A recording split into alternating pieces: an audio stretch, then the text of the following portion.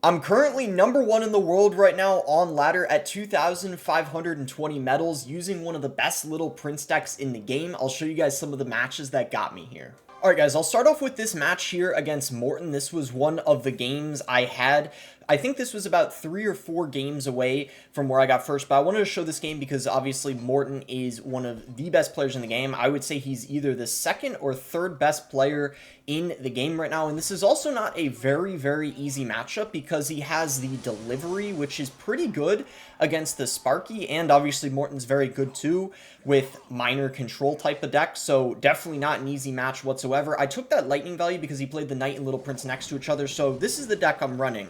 It has the lightning in the deck because lightning is very good against little prince, and it just pairs pretty nicely with this type of Sparky deck because this is kind of a Sparky beatdown deck. It's a bit more expensive than some other Sparky variations. Here I go for a Goblin Giant because I want to support my little prince. I played the little prince because I thought it was going to be in range of his minor that he played, but it wasn't quite in range, so you could argue it was a tiny bit of a mistake, but it ended up being okay because, as you can see, we forced a ton of elixir out of him.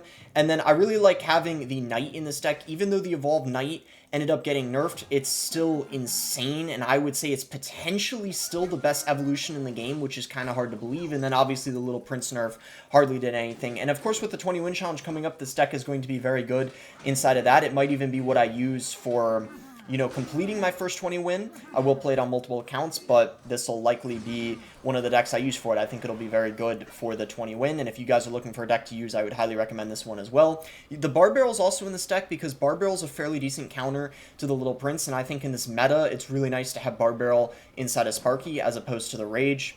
So I believe here I just go ahead and cycle my Little Prince. Obviously, I don't want to get aggressive and go for a Lightning on the Bomb Tower or something crazy like that. You want to play this Sparky deck for the most part a little bit passively.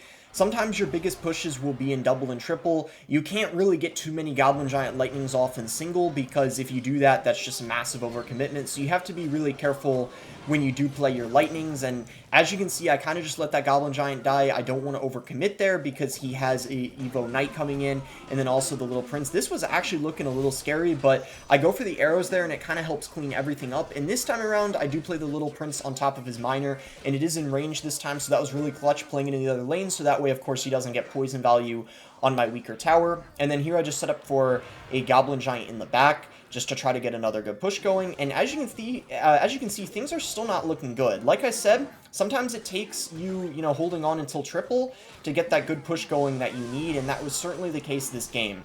So I think here, yeah, I cycle my Knight because it kind of retargets his Guardian on to the regular Knight, but it doesn't really do much. The Goblin Giant isn't able to get too much value there, unfortunately. I set up for Sparky in the back. I'm trying to play my Sparkies and Little Princes every single time in the right lane, if all possible, to avoid giving him poison value. That is very important because if I played on the left, it's just a free poison for him every single time, and things are still not looking great, but like I said, triple is where things can really turn around. So I do kind of have to let that Sparky die. I don't know if there was really any way I could have saved it without overcommitting. I do get a clutch Lightning, though, hitting the Bomb Tower and the Little Prince. Pretty much every opportunity you have to hit both of them, you should definitely take advantage of that. So he goes for a delivery there, and the delivery just gets a lot of value, every single time on top of the Sparky, the Little Prince, and even the Goblin Giant. It can be a pretty good tank for that too. So that's kind of what makes this matchup definitely not easy. Once again, though, he plays the Bomb Tower in range of the Little Prince, so I'm going to take that Lightning every single time. I tried to go for the prediction arrows on top of the Goblins, but unfortunately, he was able to play them later after the arrows dropped. But I did catch that minor there, and just like that, this game is looking a lot closer, so we're going to get in a pretty intense triple elixir, and once again set up for Sparky in the back in the healthy lane. And then I think here I go for something in the left to get something for his Knight and the Little Prince. I think I go Bar Barrel here. Yeah, that was a very valuable Bar Barrel. That might have been, on his end, a tiny bit of a mistake giving me that Bar Barrel value.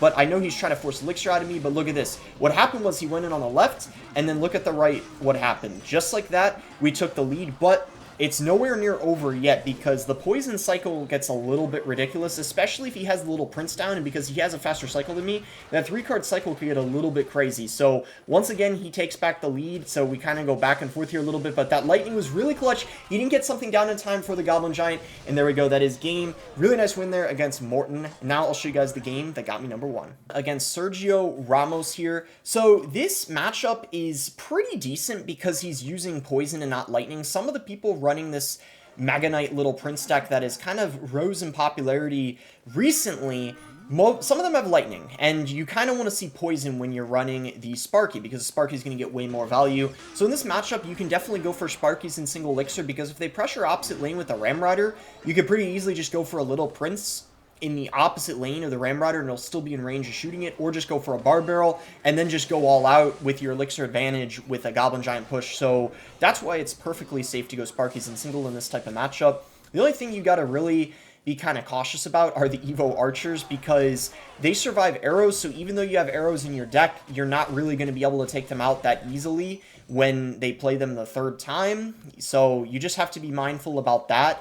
You know, you're likely going to have to go for your Knight on top of them, or, you know, maybe get like a lightning on them. Sometimes I even go for lightning on Evo Archers if there's something else with them too. It can sometimes be worth it just because of how annoying they are. But anyway, here I kind of caught him off guard with some pressure. What happened was he had no elixir after playing that Mega Knight, which is exactly why going for Sparkies in single is really good, because often they can't afford, you know, much else after playing the Mega Knight, and oftentimes they do have to use their Mega Knight on top of the Sparky, especially if they don't have their little Prince in cycle. So here I just go for the Knight so that I don't take any damage from the Bandit, and of course it forces a response out of him too, which is really, really nice.